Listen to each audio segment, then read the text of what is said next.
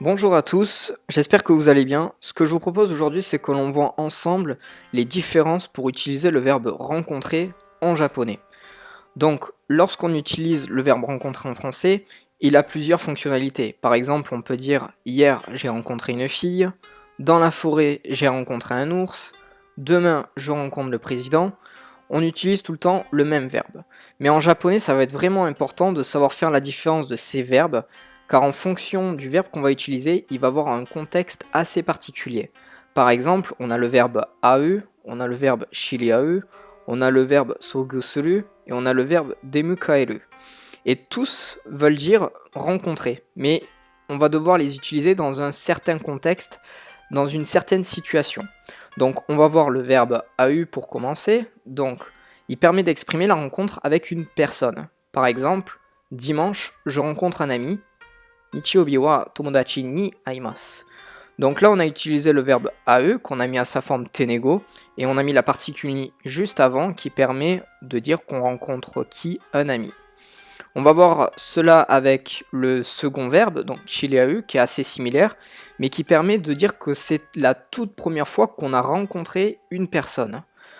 Je prends un exemple, si je dis hier j'ai rencontré une fille, kino no yoru wa onanoko ni shiraimashita.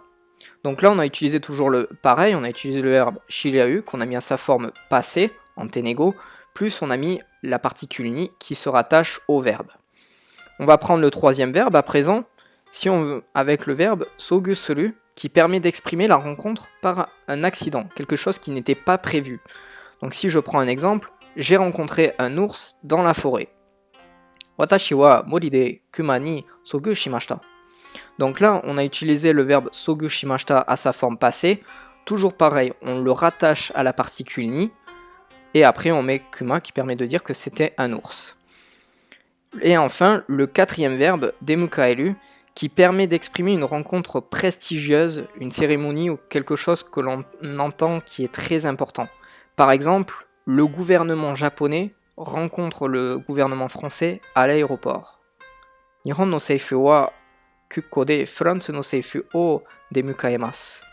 Donc là, on a utilisé le verbe demukaemasu et on peut utiliser la particule o, donc la particule du COD, pour rattacher quelle rencontre avec qui ou quoi le gouvernement français. Donc à présent, je pense que vous souhaitez probablement en savoir un peu plus sur la grammaire ou même la conjugaison en japonais. J'ai mis à votre disposition une formation de 4 vidéos pour approfondir vos connaissances. On va aller beaucoup plus loin, que ce soit au niveau de la grammaire, de la conjugaison. On va voir la conjugaison en tenego, en keigo, même des formes familières. On va voir en grammaire des particules grammaticales, des particules complémentaires pour enrichir vos phrases. Donc il suffit tout simplement de cliquer sur le lien qui est juste en dessous de la vidéo. Vous indiquez votre adresse mail. Vous allez recevoir la formation dans votre boîte mail. Je vous dis à tout de suite de l'autre côté. Matane.